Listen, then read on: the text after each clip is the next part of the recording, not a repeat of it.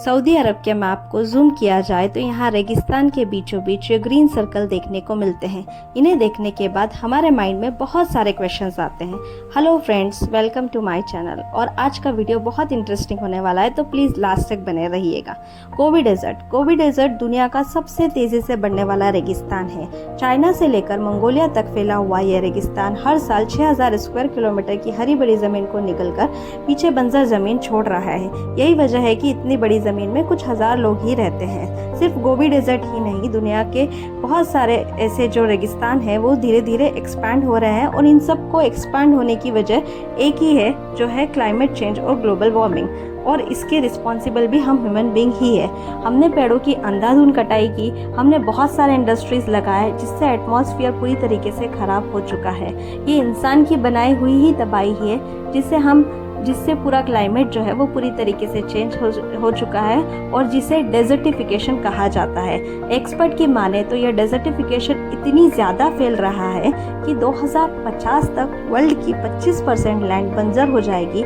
और यह आंकड़ा यहीं नहीं रुकता है, 2100 मतलब 2100 तक ये 50% तक पहुंच जाएगा। बट सिचुएशन इतनी खौफनाक भी नहीं है। जिस सिचुएशन को सऊदी अरब ने जिस तरीके से हैंडल किया है, उसका कोई जवाब नहीं है। 1938 के पहले सऊदी अरब के साथ साथ सारे अरब कंट्री ऐसी थी, जब यहाँ कोई डेवलपमेंट नहीं था। बट जब यहाँ से ऑयल निकला, ग्लोबली ऑयल की डिमांड बढ़ती गई, तो साथ साथ में इनका बैंक बैलेंस भी बढ़ता गया। कई सालों तक तो इसी पैसों पर ये कंट्री की डिपेंडेंसी थी, और उसी से यहाँ पर सारे डेवलपमेंट के काम होते थे। और ऑयल भी इतना था कि ख़त्म होने का नाम ही नहीं ले रहा था। सऊदी अरब के पास इतना ऑयल आज भी है कि अगर ग्लोबली एक्सपोर्ट ना करे तो नेक्स्ट 221 सालों तक अपनी कंजम्पशन पूरी कर सकता है। लेकिन ये ऑयल ही है जिसको एक्सपोर्ट करके सऊदी अरब पैसे कमाता है, और या कह सकते हैं कि ऑयल बेचना उनकी, एक्सपोर्ट करना उनकी मजबूरी हो गई है। और ये बात वहाँ के लीडर्स को समझ आ गई थी। बहुत सालों से सऊदी अरब को किसी भी चीज़ की कमी नहीं थी। उनके पास इतनी बाइंग पावर है कि ज़रूरत की सारी चीज़ें सऊदी अरब इजीली इंपोर्ट कर सकता है, इजीली बाई कर सकता है। जी हाँ, सऊदी अरब के पास ऑयल निकलने के बाद पैसों की कोई कमी नहीं रही, तो उन्होंने बहुत सारी चीज़ें इंपोर्ट करना शुरू कर दी, जैसे कि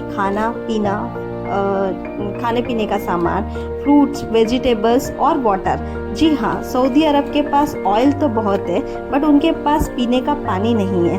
पिछले कई सालों से सऊदी अरब पीने का पानी जो है वो फ्रांस, इटली, कुवैत से इंपोर्ट कर रहा है। इसकी सबसे बड़ी वजह है डेजर्टिफिकेशन। और ये दुनिया के उन रीजन में आता है जहाँ पर बारिश भी कम होती है। यह सऊदी अरब में ईयरली सिर्फ 4 इंच वर्षा होती है, और वो भी यहाँ के वेस्टर्न माउंटेन पे। यहाँ से पानी बहकर सीधे रेड सी में मिल जाता है, और अपने आप को ऑयल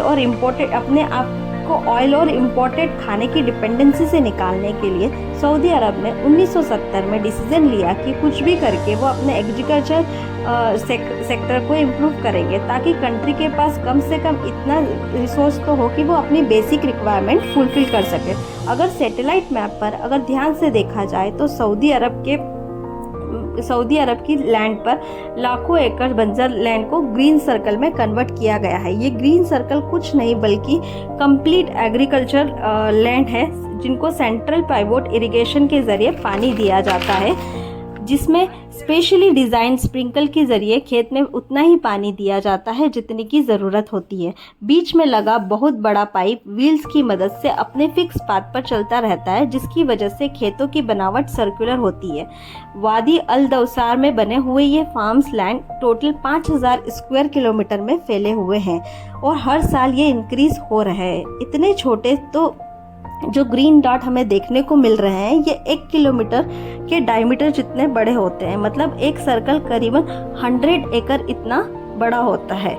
नॉर्मल इरिगेशन सिस्टम, जिसे हम फ्लड इरिगेशन भी कहते हैं, जहाँ पर पानी जो है वो बहुत ज़्यादा जो है वो वेस्ट होता है, पानी जल्दी एब्जॉर्ब भी हो जाता है और एवोपरेट भी जल्दी हो जाता है। लेकिन सेंटर इरिगेशन सिस्टम में उतना ही पानी दिया जाता है फसल को जितनी ज़रूरत होती है। यही वजह है इसमें 90% पानी की जो है वो बचत हो जाती है। सिर्फ यही एक जगह नहीं है जहाँ पर सऊदी ऐसे फार्मलैंड बना रहा है, पर सऊदी में दर्जनों ऐसी एरिया है जहां पर 1000 स्क्वायर किलोमीटर के खेत देखे जा सकते हैं, जिसमें ताबुक प्रोविंस भी शामिल है जहां पर लाइन सिटी का प्रोजेक्ट चल रहा है। बट क्वेश्चन है कि सऊदी के पास इतना पानी कहां से आया, क्योंकि यहाँ पर तो परमानेंट रिवर भी नहीं है और ना ही यहाँ पर कोई बारिश होती है इतनी ज़्यादा। तो 1970 में लीबिया के बाद सऊदी ने भी डेजर्ट के नीचे पानी खोजना शुरू किया। यहाँ उन्हें इतना पानी तो नहीं मिला, बट 480 क्यूबिक पानी मिला, जो कि 1970 से आज तक जो भी वहाँ पे फार्मिंग हो रही है उसमें करीबन 21 क्यूबिक किलोमीटर पानी जो है वो यूज़ हो चुका है। सिर्फ ये अंडरग्राउंड एक्वीफायर ही नहीं है जिस पर जो है सऊदी डिपेंड है। डिसैलिनेशन के जरिए भी पानी बनाने वाला सऊदी जो है दुनिया में नंबर 1 देशों की कैटेगरी में आता है। लेकिन ये सब ऐसे नहीं चलने वाला है, बिकॉज डिसैलिनाइजेशन के लिए बहुत एनर्जी चाहिए। जो भी फ्यूल और न्यूक्लियर एनर्जी से मिल रही है अभी तो डिमांड पूरी हो रही है, और अंडरग्राउंड जो वाटर है वो भी लिमिटेड है। नेक्स्ट 50 सालों में ये वाटर जो है वो पूरी तरीके से ख़त्म हो जाएगा। इसी के सोल्यूशन के लिए सऊदी अरब के वेस्ट कोस्ट में एक एक्सपेरिमेंट चल रहा है। इन पहाड़ों में बारिश तो पड़ती है, बट पहाड़ों का पानी बहकर सीधे रेड सी में मिल जाता है। यहाँ पर अल बायदा प्रोजेक्ट के नाम पर एक नया एक्सपेरिमेंट किया जा रहा है। एक ऐसा सिस्टम बनाया गया है जो पहाड़ों को ब्राउन से ग्रीन में बदल रहा है, वो भी फ्लैश फ्लड से। रिसेंटली सोशल मीडिया पर ये क्लिप वायरल हो रही है। बारिश का पानी नदी में बहकर नदी बनकर रेगिस्तान से गुजर रहा है। ये फ्लैश फ्लड जो है सऊदी के वेस्ट कोस्ट में 2 से 3 सालों में एक बार आता है। अल बायदा प्रोजेक्ट की टीम ने कुछ एक्सपर्ट के साथ मिलकर पानी को पहाड़ों में ट्रैप करने का आइडिया प्रपोज किया। पहाड़ों के पानी को डैम और टेरेस बनाकर रखा गया और उन पहाड़ों को की टेरेस पर वेजिटेशन का काम स्टार्ट किया गया। पानी की जो इससे पानी की जो बहने की स्पीड है वो जो है वो कम हो गई। पहले पानी सीधे सी में बह जाता था, बट अभी टेरेस की वजह से पानी की स्पीड कम हो गई और वेजिटेशन की वजह से पानी का एब्जॉर्प्शन ज़्यादा हो गया, जिससे 1000 क्यूबिक मीटर पानी जो है वो वेस्ट होने की बजाय पहाड़ों को ग्रीन कर रहा है। इसके साथ साथ ही